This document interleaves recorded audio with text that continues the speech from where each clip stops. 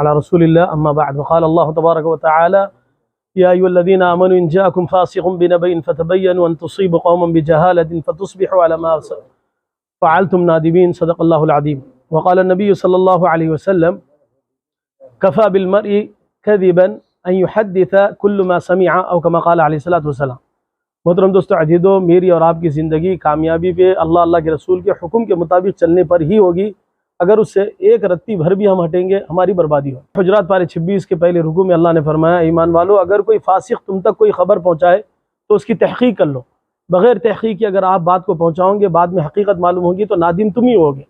हमारे हबीब याह्या बिन जुमैल साहब ने कल जो वज़ाहत मरकज़ शाहीन नगर से मुताल्लिक़ की है, उसके अंदर बुनियादी 2-3 बातें मैं रखना चाहता हूँ कि सबसे पहले फाउंडर आप है ही नहीं।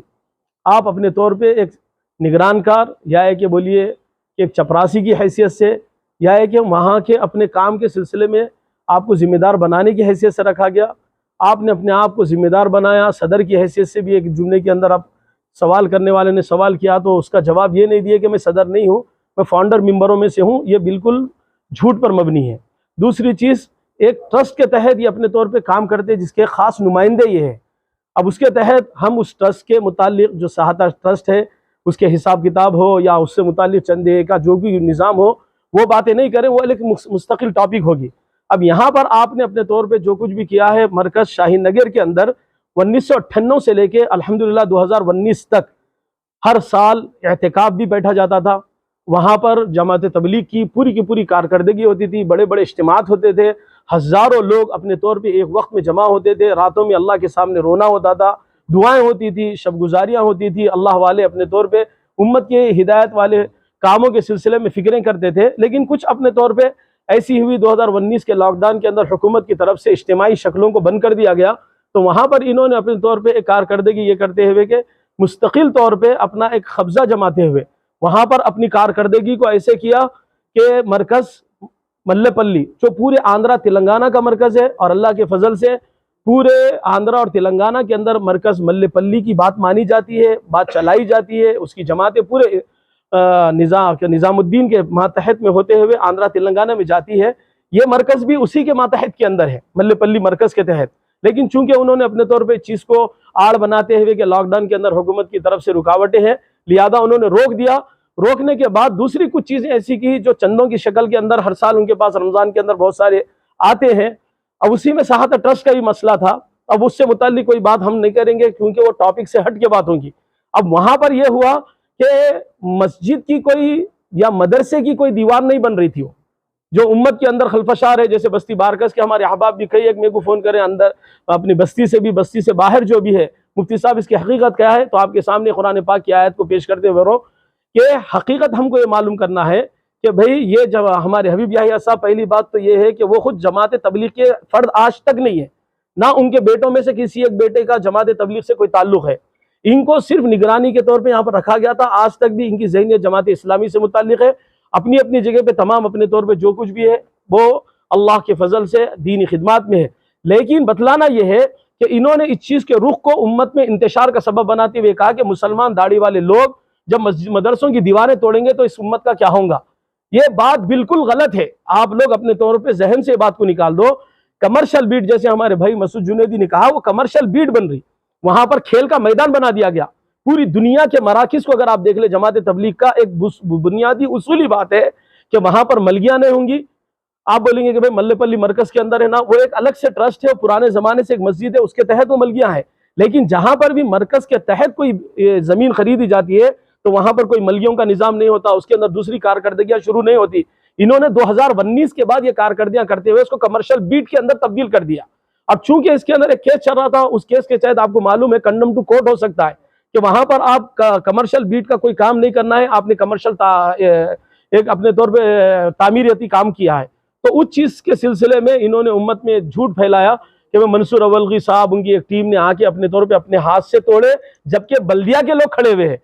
जबकि हकीकत यह है कि ये हजरात अपने तौर पे जिम्मेदार होने की हैसियत से मैडम ने खुद इनके ऊपर जोर जबरदस्ती की कि आप हजरात आइए, नोटेड कीजिए और आप लोग हमारा सपोर्ट कीजिए, आप हमको बतलाएंगे तो हम आप लोगों की निगरानी में काम करेंगे। तो जाहिर बात है, आप भी जानते हैं दुनिया का कानून भी है, अपने तौर पे जो आदमी कंप्लेनर होता है, कंप्लेनर को उस मकाम पे पहुंचना जरूरी होता है, तो उस हैसियत से वो पहुंचे हैं। और कमर्शियल बीट को जब तोड़ा गया तो मदरसे की अपने तौर पे जमीन नहीं थी, ये क्या बोलते अपनी दीवार नहीं थी। अब उम्मत को ये बोला गया मदरसा, जिससे जज्बात भड़क गए। अल्लाह माफ फरमाए। अल्लाह के रसूल ने इन्हीं बातों की तरफ तवज्जो देते हुए फरमाया, कफा बिलमर्इ कज़िबा अन युहद्दिस कुल्लु मा समिआ, इंसान के झूठा होने के लिए इतना ही काफी है कि हर सुनी हुई बात पर अमल कर ले। इस वजह से एक सुनी हुई बात एक हबीब याह्या बिन जुमैल साहब की तरफ से की जा रही है। उम्मत के नौजवानों से, खुसूसन बस्ती के हमारे नौजवानों से मैं गुजारिश करता हूँ, बड़े बूढ़े सबसे, कि इस झूठी बात के ऊपर आप कान न धरे। ये हकीकत पे कोई मबनी बात नहीं है। अपने तौर पे इसके पीछे उम्मत को वरगलाने के लिए ये बात कही जा रही। उनके साथ बैठने वालों ने भी झूठ का साथ दिया, ना हम इनकी बात की तायद करते, ना उनके साथ रहने वालों की। इस वजह से तमाम हजरात से गुजारिश है कि भाई इस किस्म के खलफशार पैदा करने वाली बातों से अपने आप को बचाए। मंसूर भाई का इसके अंदर जैसे दूसरी बात है, जी जी जी, ये सब वो साहता ट्रस्ट के थे, हबीब याह्या बिन जुमैल साहब के पास उसका पूरा रिकॉर्ड है। आप लोग उनसे उसका पूरा हिसाब पूछिए आप, क्योंकि ये एक पब्लिक प्रॉपर्टी है। पब्लिक प्रॉपर्टी में आम में से, मेरे में से हर एक का हक होता कि हम उससे जाके उसका हिसाब पूछे। तो लिहाजा जी जी, वो उन्हीं से पूछ सकते हैं, क्योंकि वो उसी के लेन देन के अंदर, खाबिज के अंदर है।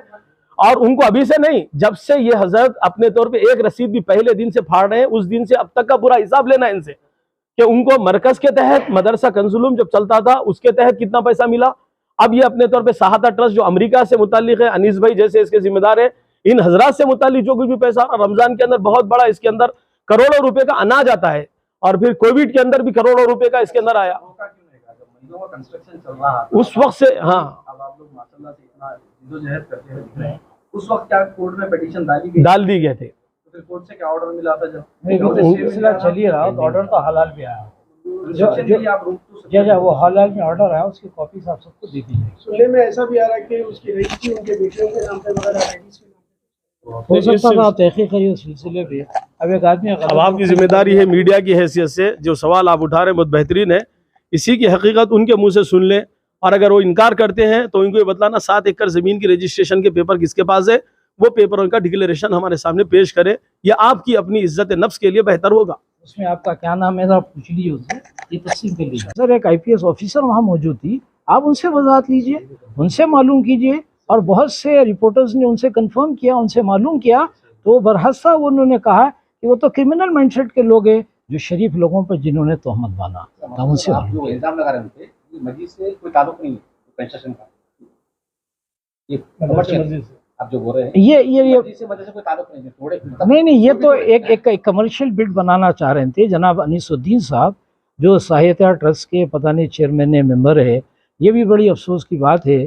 ट्रस्ट के उन्वान पे पैसा मुसलमानों का इकट्ठा किया जाता है और नाजायज़ जिन जिन चीज़ों पर खर्च किया जा रहा है, ये खुद बड़ा सवालिया निशान है, जो बड़ी काबिल गौर बात है, जो बड़ी डरने की बात है। दुनिया भी ख़राब हो रही है और आखिरत भी ख़राब हो रही है। झगड़ा किस चीज़ का चल रहा था? कमर्शियल स्पेस एक्वायर करने के लिए चल रहा? ये झगड़ा बदनीयती के बुनियादों पर चल रहा। जिनको निगरान कर बनाया गया था वो कब्जे में आ गए, यानी वही मोटे अल्फाज में आप जो कहेंगे कि चौकीदार चोर है। 1998 में जो रजिस्ट्रेशन है हमारे पास पेपर्स मौजूद है, आपको दे देंगे इंशाल्लाह। रजिस्ट्रेशन हुआ है, ये जो है 2018 के अंदर इन्होंने फेक डॉक्यूमेंट्स बनाए, फ्रॉजरी इन्होंने की, वो भी आपको इंशाल्लाह मिल जाएगा।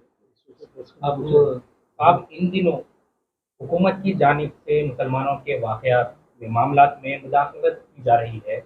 ऐसे में अगर मुसलमान खुद अपने मामलात कोर्ट में लेके जाएंगे तो क्या ये सही है? नहीं, बिल्कुल गलत है। हम तो ये चाहते हैं कि हर मस्जिद हमारी इस अंदाज पर आ जाए जो मस्जिद नबवी का अंदाज था।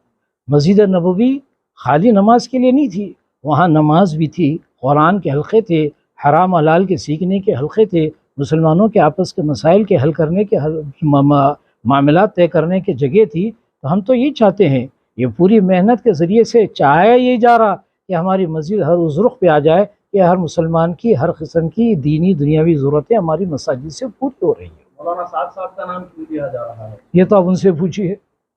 उनका बताना है कि जैसा मैंने अभी सवाल कर रहा हूँ, 2 ग्रुप की वो बात कर रहे हैं। नहीं, कोई ग्रुप नहीं। देखिए, हर जगह होता, कुछ लोग अपने निकल जाते हैं, कुछ लोग निकल गए, वाकई अमलन उनका इस काम से कोई ताल्लुक़ नहीं है। PTTU में जो लोग तोड़े हैं वो कौन है?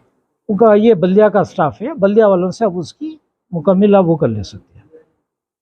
तो सीसीटीवी की बिना पे जो है वहाँ पर जो लोग तोड़ने वाले हैं वो बल्दिया वाले नहीं है, वो आपके साथ आए हुए लोग हैं। नहीं, वो तो खैर उनका एलिगेशन है ना भाई। आप एलिगेशन कब मालूम करेंगे? आप उनके पास जाएंगे, बल्दिया के अमले के पास, तो आपको उसकी वजाहत मिल जाएगी आपको इंशाल्लाह। मैं माफी चाहते हुए वो सीसीटीवी नहीं है, वो जो है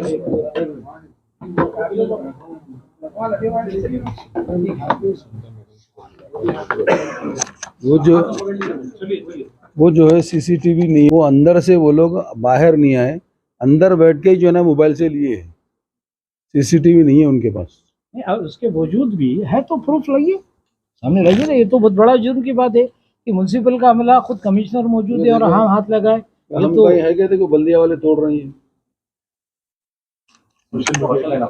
वीडियो में ऐसा दिखा कि एक शख्स जो है टोपी पहन के, अरे यार क्या कमी है, बल्दिया के अंदर मुसलमान टोपी नहीं पहनेगा। बल्दिया के अंदर भी तोड़ रहा खाजा है, उसके बाद उनका कहना ऐसा है। ये बेचारे जो है कम अक्ल किस्म के लोग हैं। आपके यहाँ के प्राइवेट लोग जो तोड़े वो बताते ये तोहमत है, ये इंतहाई तोहमत, इंतहाई तो तोहमत। खास तौर पे कानून पे चलने वाला आदमी हूँ मैं, कानून कभी हाथ में नहीं लूंगा। कमिश्नर मैडम है वो, म्यूनसिपल टाउन प्लानिंग ऑफिसर सब मौजूद है। और मैं समझता हूँ कि अब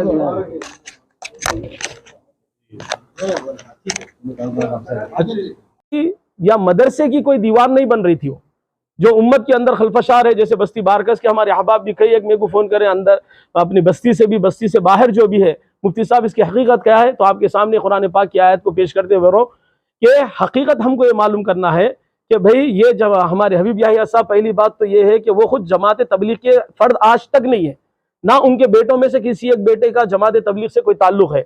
इनको सिर्फ निगरानी के तौर पे यहाँ पर रखा गया था। आज तक भी इनकी ज़हनियत जमात इस्लामी से मुताल्लिक़ है।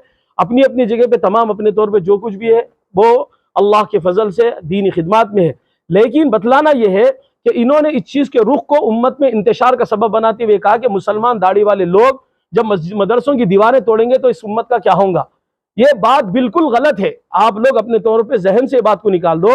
कमर्शियल बीट, जैसे हमारे भाई मसूद जुनैदी ने कहा, वो कमर्शियल बीट बन रही, वहां पर खेल का मैदान बना दिया गया। पूरी दुनिया के मराकिज को अगर आप देख ले, जमात तबलीग का एक बुनियादी उसूली बात है कि वहां पर मलगियां नहीं होंगी। आप बोलेंगे कि भाई मल्लेपल्ली मरकज के अंदर है ना, वो एक अलग से ट्रस्ट है, पुराने जमाने से एक मस्जिद है, उसके तहत वो मलगियां है। लेकिन जहां पर भी मरकज के तहत कोई जमीन खरीदी जाती है तो वहां पर कोई मलगियों का निजाम नहीं होता, उसके अंदर दूसरी कारकर्दगियां शुरू नहीं होती। इन्होंने 2019 के बाद ये कारकर्दगियां करते हुए उसको कमर्शियल बीट के अंदर तब्दील कर दिया। अब चूंकि इसके अंदर एक केस चल रहा था, उस केस के तहत आपको मालूम है कंडम टू कोर्ट हो सकता है कि वहां पर आप कमर्शियल बीट का कोई काम नहीं करना है, आपने कमर्शियल एक अपने तौर पे तामीरियती काम किया है। तो उस चीज के सिलसिले में इन्होंने उम्मत में झूठ फैलाया कि मैं मंसूर अवलगी साहब, उनकी एक टीम ने आके अपने तौर पे अपने हाथ से तोड़े, जबकि बल्दिया के लोग खड़े हुए हैं। जबकि हकीकत ये है कि ये हजरात अपने तौर पे जिम्मेदार होने की हैसियत से मैडम ने खुद इनके ऊपर जोर जबरदस्ती की कि आप हजरात आइए, नोटेड कीजिए और आप लोग हमारा सपोर्ट कीजिए, आप हमको बतलाएंगे तो हम आप लोगों की निगरानी में काम करेंगे। तो जाहिर बात है, आप भी जानते हैं, दुनिया का कानून भी है, अपने तौर पे जो आदमी कंप्लेनर होता है, कंप्लेनर को उस मकाम पे पहुंचना जरूरी होता है। तो उस हैसियत से वो पहुंचे हैं। और कमर्शियल बीट को जब तोड़ा गया तो मदरसे की अपने तौर पे जमीन नहीं थी, ये क्या बोलते अपनी दीवार नहीं थी। अब उम्मत को ये बोला गया मदरसा, जिससे जज्बात भड़क गए। अल्लाह माफ फरमाए। अल्लाह के रसूल ने इन्हीं बातों की तरफ तवज्जो देते हुए फरमाया, कफा बिलमरइ कज़िबा अन युहद्दिस कुल्लु मा समिआ। इंसान के झूठा होने के लिए इतना ही काफी है कि हर सुनी हुई बात पर अमल कर ले। इस वजह से एक सुनी हुई बात एक हबीब याहिया बिन जुमैल साहब की तरफ से की जा रही है। उम्मत के नौजवानों से, खुसूसन बस्ती के हमारे नौजवानों से मैं गुजारिश करता हूँ, बड़े बूढ़े सबसे, कि इस झूठी बात के ऊपर आप कान न धरे। ये हकीकत पे कोई मबनी बात नहीं है। अपने तौर पे इसके पीछे उम्मत को वरगलाने के लिए ये बात कही जा रही। उनके साथ बैठने वालों ने भी झूठ का साथ दिया, ना हम इनकी बात की तायद करते, ना उनके साथ रहने वालों की। इस वजह से तमाम हजरात से गुजारिश है कि भाई इस किस्म के खलफशार पैदा करने वाली बातों से अपने आप को बचाए। मंसूर भाई का इसके अंदर जैसे दूसरी बात है, जी जी जी, ये सब वो सहादा ट्रस्ट के थे, हबीब याहिया बिन जुमैल साहब के पास उसका पूरा रिकॉर्ड है। आप लोग उनसे उसका पूरा हिसाब पूछिए आप, क्योंकि ये एक पब्लिक प्रॉपर्टी है। पब्लिक प्रॉपर्टी में आम में से, मेरे में से हर एक का हक होता कि हम उससे जाके उसका हिसाब पूछे। तो लिहाजा जी जी, वो उन्हीं से पूछ सकते हैं, क्योंकि वो उसी के लेन देन के अंदर, खाबिज के अंदर है। और उनको अभी से नहीं, जब से ये हजरत अपने तौर पे एक रसीद भी पहले दिन से फाड़ रहे हैं, उस दिन से अब तक का पूरा हिसाब लेना है इनसे कि उनको मरकज के तहत मदरसा कंजुलुम जब चलता था उसके तहत कितना पैसा मिला। अब ये अपने तौर पे सहाता ट्रस्ट जो अमेरिका से मुताल्लिक है, अनीस भाई जैसे इसके जिम्मेदार है, इन हजरात से मुताल्लिक जो कुछ भी पैसा रमजान के अंदर बहुत बड़ा इसके अंदर करोड़ों रुपए का अनाज आता है, और फिर कोविड के अंदर भी करोड़ों रुपए का इसके अंदर आया। कंस्ट्रक्शन चल रहा है उस वक्त से, हाँ, अब आप लोग माशाल्लाह से इतना जिद्दोजहद करते हुए दिख रहे हैं, उस वक्त क्या कोर्ट में पिटीशन डाली गई? डाल दी गए थे। तो फिर कोर्ट से क्या ऑर्डर मिला था? जब सिलसिला चल ही रहा तो ऑर्डर तो हलाल पे आया, रिसेप्शन के लिए आप रोक तो सकते जो वो हलाल में ऑर्डर आया उसकी कॉपी आप सबको दे दीजिए। सुनने में ऐसा भी आ रहा है कि उसकी रजिस्ट्री उनके बेटियों के नाम पे वगैरह रजिस्ट्री हो सकता है आप तहकीक करिए उस सिलसिले पे। अब एक आदमी अब आपकी जिम्मेदारी है मीडिया की हैसियत से जो सवाल आप उठा रहे हैं बहुत बेहतरीन है, इसी की हकीकत उनके मुंह से सुन लें, और अगर वो इनकार करते हैं तो इनको ये बतलाना 7 एकड़ ज़मीन की रजिस्ट्रेशन के पेपर किसके पास है, वो पेपर उनका डिक्लेरेशन हमारे सामने पेश करें, यह आपकी अपनी इज्जत नफ्स के लिए बेहतर होगा। उसमें आपका क्या नाम है, आप पूछ लीजिए उससे, ये तस्लीम कर लीजिए।